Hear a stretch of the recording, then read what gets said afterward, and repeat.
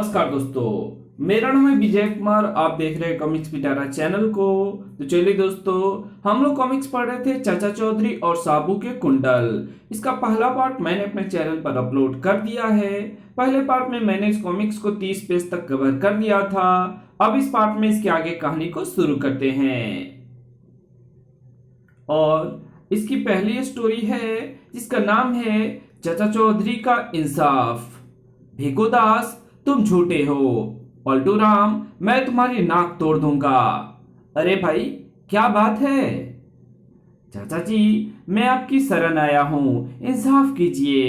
मैं एक दिन जब भिकू दास के घर गया तो ये बड़ी कड़की में था। इसने मुझसे 1000 रुपए उधार लिए। अब 1 महीने बाद जब मैं इससे अपने रुपए वापस मांग रहा हूँ तो ये साफ मुकर रहा है। पलटू राम, तुमने जो 1000 रुपए इसे दिए उसकी कोई रसीद है तुम्हारे पास? उस वक्त मैं और भिक्खू दास पक्के दोस्त थे, इसलिए मैंने रसीद मांगना मुनासिब नहीं समझा। क्यों भाई भिक्खू दास, तुम पलटू राम के पैसे क्यों नहीं देते? चाचा जी, राम का नाम लो, मैं जब पैसे लिए ही नहीं तो दूं कहां से? क्यों बहन, सच बोलना, तुम गवाह हो। क्या पलटू राम ने भिक्खू दास को पैसे दिए थे? नहीं। चाचा जी, ये भिक्खू दास की बीवी है, इसलिए झूठ बोल रही है। मैंने पैसे इसके सामने दिए थे। मामला बड़ा तो पेचीदा हो गया है। क्या वहां पर कोई मौजूद था? एक तोता, लेकिन वो भी भिक्खू दास का है। उस तोते को लाओ, अभी लाते हैं। कुछ देर बाद ये रहा हमारा मिट्ठू राम। मिट्ठू राम, तुम्हारे मालिक तुम्हारी मालकिन से क्या कहते हैं? पलटू राम को मैंने रसीद नहीं दी, मैं पैसे देने से मुकर जाऊंगा। 1000 रुपया हजम। अब बोलो भिक्खू दास, इंसान झूठ बोल सकता है लेकिन परिंदा नहीं। मानता हूं चाचा जी, मैंने पैसे लिए थे। तो चलिए इसकी अगली स्टोरी शुरू करते हैं जिसका नाम है बेटिस और कैटिस। चाचा जी, बचाओ बचाओ। अरे रुल्दू, अपनी लाल कमीज उतार फेंको, सांड लाल रंग से बौखला उठता है। चाचा चौधरी ठीक कहता है, अगर मैंने ये कमीज ना उतारी तो ये पागल सांड मुझे रुई की तरह धुन कर रख देगा। ये लो, मैंने कमीज उतार दी और देखो वो सांड भी शांत हो गया। ये कमीज मुझे दे जाओ, नहीं तो वो तुम्हें फिर मारने दौड़ेगा। मंगल ग्रह के 2 वैज्ञानिक बेटिस और कैक्टिस पृथ्वी पर आए हुए हैं।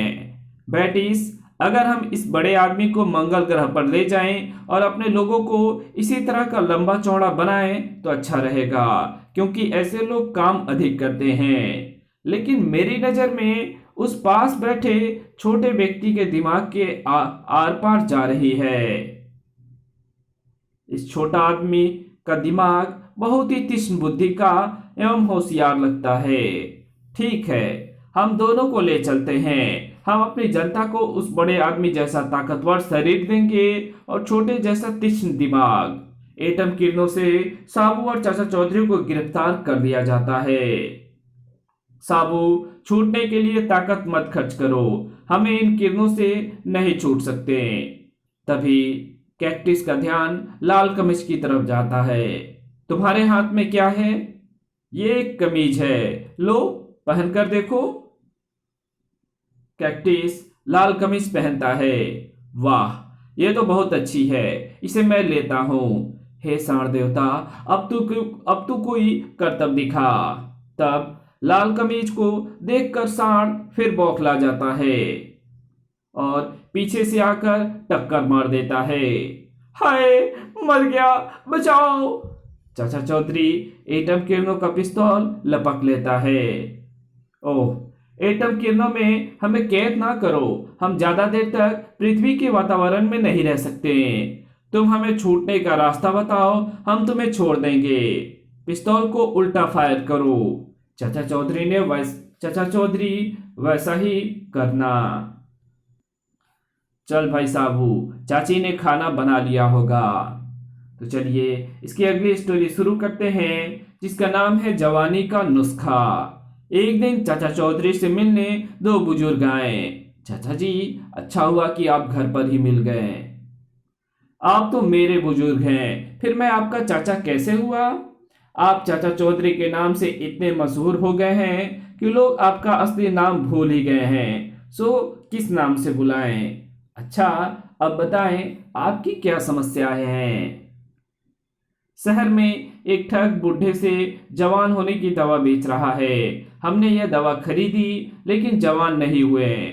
जब हम उसे दवा वापस करने गए तो वो ये कहकर कि हमारा दवा इस्तेमाल करने का तरीका गलत था, पैसे लौटाने से इनकार कर दिया। आप बुजुर्ग होते हुए भी जाल में फंस गए। जवानी का लोभ किसकी अक्ल पर पर्दा नहीं डाल देता।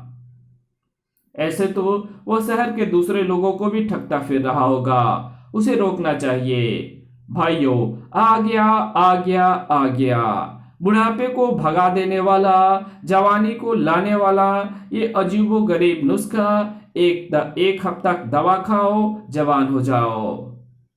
सबूत सामने है, मजबूत दांत और मेरे काले बाल। देखिए, मेरी उम्र 85 वर्ष की है। मैंने ये दवा खाई और मेरे सारे दांत और काले बाल दोबारा आ गए। दवा का सीमित स्टॉक है, जिसे चाहिए हाथ खड़ा कर दे। क्या सबूत है कि तुम्हारी उम्र 25 वर्ष की है? ये रहा मेरा मैट्रिक का सर्टिफिकेट, इस पर मेरी जन्म तिथि लिखी है। उम्मीद है अब मूर्खता का कोई प्रश्न नहीं करोगे। अगर तुम्हें दवा नहीं खरीदनी तो बीच में खलल क्यों डालते हो? भाग जाओ। जनता मेरे खिलाफ हो गई है। ट्रीट नंबर 99 चल जानी चाहिए। सचमुच तुमने अजीबो गरीब आविष्कार किया है। मुझसे भूल हो गई। तुम्हें इस पर नोबेल पुरस्कार मिलना चाहिए। लेकिन फिलहाल तुम मेरी तरफ से ये डिब्बी कबूल फरमाओ। ये क्या है? सूंघकर देखो। वो सूंघता है। आह, सचमुच बड़ी अच्छी खुशबू है। तभी आ, आ, ओह, मेरे दांत। दूसरी चीख। ओह, मेरा बेग। उस कमबख्त ने नस्वार दे दी। अरे, उसने तो नकली दांत विंग लगाए थे। अगर दवाई खाने से जवानी लौट आती तो दुनिया में कोई बूढ़ा ना रहता। तो चलिए इसकी अगली स्टोरी शुरू करते हैं, जिसका नाम है कल्लू का गधा। कल्लू कुम्हार अपने गधे को सरेआम पीट रहा था। अरे ठहरो, बेजुबान जानवर को क्यों मार रहे हो? गधे बड़े काम का जानवर होता है। दिन भर ढेरों बोझा ढोता है, रात को जहां डाल दो पड़कर सो जाता है। चाचा जी, यही तो मुसीबत है। ये गधा अब बूढ़ा हो गया है, बोझा ढोने के काबिल नहीं रहा। दिन में 5 रुपए का घास खा जाता है। तंग आकर मैं इसे जमुना पार छोड़ आया, लेकिन ये कमबख्त फिर लौट आया। अच्छा कल्लू, अगर तुम इससे तंग आ गए हो तो ये गधा मुझे दे दो। चाचा जी, अगर आप इसे ले जाएं तो मुझ पर बड़ा एहसान होगा। और चाचा चौधरी उस बूढ़े गधे को लेकर चल दिया। जाते जाते एक जगह पर, बचाओ बचाओ बचाओ। अरे, ये कैसा शोर है? क्यों भाई, क्या बात है? दूसरी मंजिल पर मेरे घर में एक डाकू ने अंदर घुसकर मेरी पत्नी और बच्चों को बंदी बना लिया है। उसका कहना है कि 10,000 रुपए दो, नहीं तो वो उन्हें गोली मार देगा। अगर पुलिस को बुलाता हूं तो वो उन्हें जिंदा नहीं छोड़ेगा। मैं अभी ऊपर जाकर इस भीमसेनी लट से उसे सबक सिखाता हूँ। ऊपर कैसे जाओगे? उसने सीढ़ियों का दरवाजा अंदर से बंद कर रखा है। उस पाइप के जरिए ऊपर जाया जा सकता है। और फिर चाचा चौधरी ने अपनी पगड़ी उतारकर ऊपर लगे तारों पर, उस ऊपर लगे पाइपों पर फेंक दिया। चल मेरी पगड़ी, अब तो अपना कर्तव्य दिखा। शाबाश गधे, जरा थोड़ा और खींच। मैं खिड़की तक पहुंच गया, फ्लैट के अंदर। अब और इंतजार बेकार है। 5 मिनटों में अगर 10,000 रुपए ना मिले तो सबको भून दूंगा। तभी चाचा चौधरी पीछे से उसे दबोच लेता है। ओह, ये कौन कमबख्त आ गया? ढिसूम, ये लो, हाय, मरा। जाओ, तुम जाकर दरवाजा खोलो और अपने पति को ऊपर ले आओ। घर का मालिक ऊपर आता है। चाचा जी, आपका धन्यवाद। ये 1,000 रुपया मेरी तरफ से कबूल करो। शुक्रिया, पैसे नहीं चाहिए। आप चाहें तो मेरे गधे को एक समय का खाना खिला सकते हैं। तो चलिए इसकी अगली स्टोरी शुरू करते हैं, जिसका नाम है राजकुमारी नताशा। ब्राजील देश का राजा गुलसब और उसकी बेटी राजकुमारी नताशा। बेटी नताशा, तुम बड़ी हो गई हो, मैं तुम्हारे ब्याह की सोच रहा हूँ। पापा, क्या कोई ऐसा व्यक्ति है जो दुनिया में अपनी मिसाल आप हो? हाँ है, भारत देश का चाचा चौधरी। उसका दिमाग संसार में अद्वितीय है। तो फिर मैं उसी से शादी करूंगी, क्योंकि मैं ऐसी चीज पसंद करती हूँ जो दुनिया में और किसी के पास ना हो। लेकिन बेटी, लेकिन कुछ नहीं पापा। नताशा जिस चीज को पसंद करती है हासिल करके ही रहती है। मैं चली भारत देश। भारत पहुंचने पर, अरे भाई, चाचा चौधरी को जानते हो? कौन नहीं जानता, वो बैठा हुआ है। चाचा चौधरी, मैं ब्राजील देश की राजकुमारी नताशा तुमसे शादी करने आए हूँ, क्योंकि तुम दुनिया में अपने किस्म के अद्वितीय आदमी हो। मर गए। देखो नताशा, दुनिया का अद्वितीय इंसान वो लंबा चौड़ा साबू है। बेहतर होगा तुम उसी से शादी करो। सचमुच इतना ताकतवर इंसान संसार भर में नहीं। साबू, मैं राजकुमारी नताशा तुमसे शादी करने के लिए आई हूँ, क्योंकि तुम विश्व के अजीबो गरीब इंसान हो। मर गए। लंबा चौड़ा होना कोई बड़ी बात नहीं है। असली चौधरी के पास दिमाग और चाचा चौधरी का दिमाग ही एक ऐसा दिमाग है जो कंप्यूटर से भी तेज चलता है। नहीं, साबू ने तुम्हें गलत जानकारी दी है। साबू ही धरती पर एक ही प्राणी है जो जुपिटर से आया है, इसलिए उससे अजीबोगरीब पति और कौन हो सकता है। चाचा चौधरी तुम्हारी गृहस्थी की सारी समस्या सुलझा देगा। उससे अच्छा वर और कौन हो सकता है।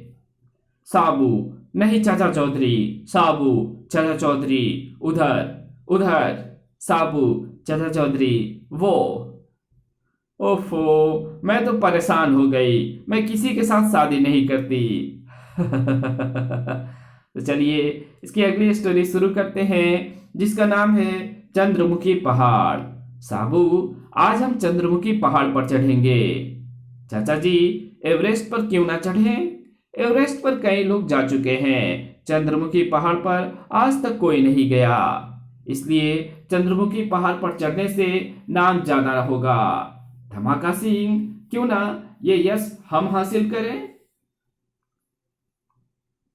इस तरह से चंद्रमुखी पहाड़ पर चढ़ने वाले न सिर्फ पहले व्यक्ति होंगे, बल्कि ये भी साबित कर देंगे कि चाचा चौधरी को हराया जा सकता है। लेकिन वे तो हमसे आगे निकल गए। हम सड़क का रास्ता कार से तय करेंगे और उन्हें पीछे छोड़ देंगे। चौधरी, चंद्रमुखी पहाड़ पर मिलना। चाचा जी, इनकी कार उठाकर नदी में फेंक दूं? नहीं साबू, आज देखना है कछुआ हारता है या खरगोश। ऊनी कपड़े पहन लें, पहाड़ की चोटी पर ठंड होगी। देखो पीछे कहीं वे लोग दिखाई दे रहे हैं? दूर तक वे नहीं दिखाई दे रहे हैं। हर्रे चाचा चौधरी, हमने तुम्हें मात दे दी। तुमसे पहले चोटी पर पहुंच गए। तभी कड़म।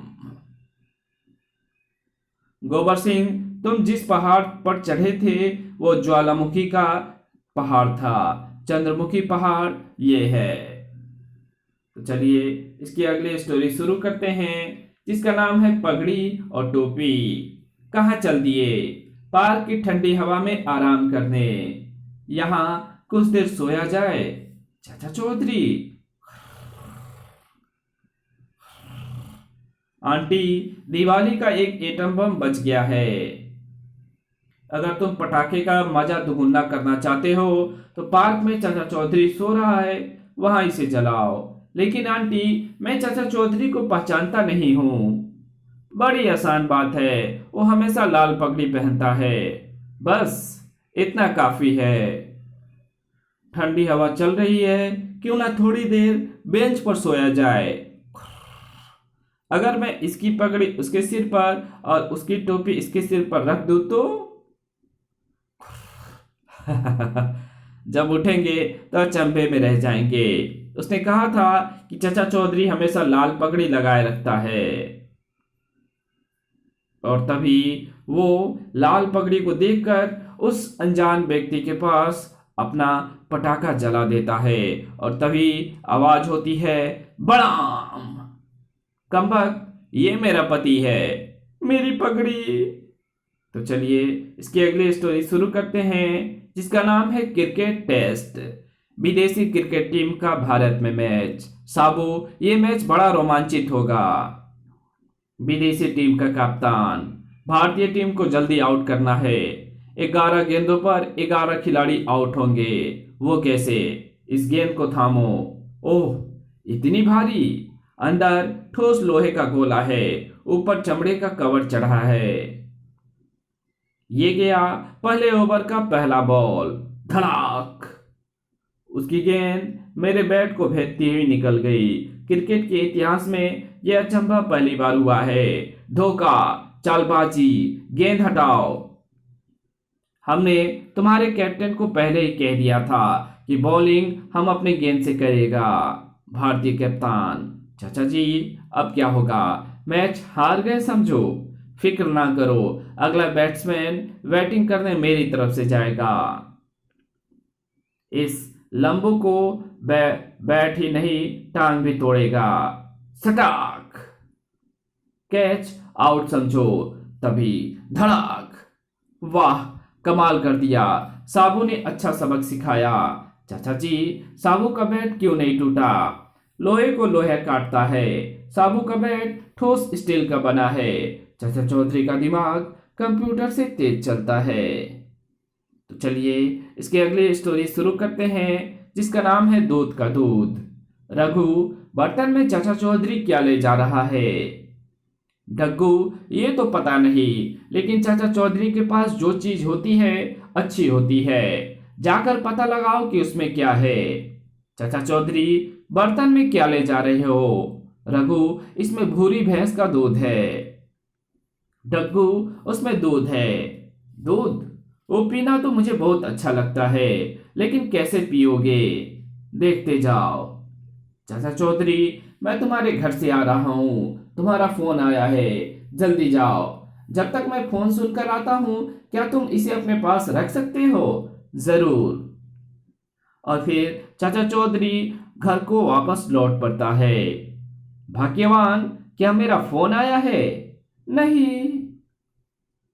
और चाचा चौधरी पुनः घर से वापस लौट पड़ता है अपने रास्ते पर। चौधरी, बन गए ना उल्लू, मैंने ये दूध पीने के लिए झूठ कह दिया था कि तुम्हारा फोन आया है। लो, संभालो अपना खाली बर्तन। डग्गू, तुम्हें वो दूध नहीं पीना चाहिए था, उसमें ढेर सारी जुलाब की गोलियां गिर गई थी। मैं दूध को नदी में बहाने जा रहा था। और वो तुरंत ही टॉयलेट की तरफ भागता है। तो चलिए इसकी अगली स्टोरी शुरू करते हैं, जिसका नाम है घड़ी चोर। कहो सेठ गोकुल, बड़े घबराए हुए आ रहे हो? चाचा चौधरी, बात ही कुछ ऐसी है। मेरे घर से घड़ियां चोरी होने लगी है। हर रात को जो घड़ी मैं अपने बिस्तर के पास रखकर सोता हूँ, सुबह वो गायब होती है। इस तरह 24 घड़ियां चोरी हो चुकी है। ये 25वीं घड़ी खरीद कर लाया हूँ। मुझे अपने घर ले चलो। चोर बहुत चालाक लगता है, सारे दरवाजे और खिड़कियां बंद होने पर भी घड़ी उड़ा ले जाता है। चाचा चौधरी घर आ गया। गोकुल, तुम जाओ, आज ये घड़ी मैं अपने पास रख कर सोऊंगा, देखता हूं कैसे गायब होती है। हैं? घड़ी नदारद? और सुबह में हैं? घड़ी नदारद? मैंने कहा था कि चोर परले दर्ज का धूर्त है। घर के सारे नौकरों को इकट्ठा करो। सेठ गोकुल के नौकर, एक घड़ी चोरी हो गई है, क्या तुम में से किसी ने ली है? सभी एक ही स्वर में बोले, नहीं। ठीक है, जाओ अपना काम करो। तभी टन टन। ए तो पगड़ी उतारो। चोर पकड़ा गया। इस नौकर ने घड़ी पगड़ी में छिपा रखी थी। इस घड़ी में मैंने 6 बजे का अलार्म लगा रखा था। चाचा चौधरी का दिमाग कंप्यूटर से तेज चलता है। इसी के साथ ये स्टोरी यहीं पे खत्म होती है। तो मिलेंगे आपसे एक और नई कॉमिक्स में। तब तक के लिए बाय। वीडियो अच्छी लगी हो तो इस वीडियो को लाइक कर देना। चैनल पे नए हो तो चैनल को सब्सक्राइब कर बेल आइकन को जरूर प्रेस कर देना। और जहां इस वीडियो की जरूरत हो वहां इसको शेयर जरूर कर देना। Thanks for watching my videos.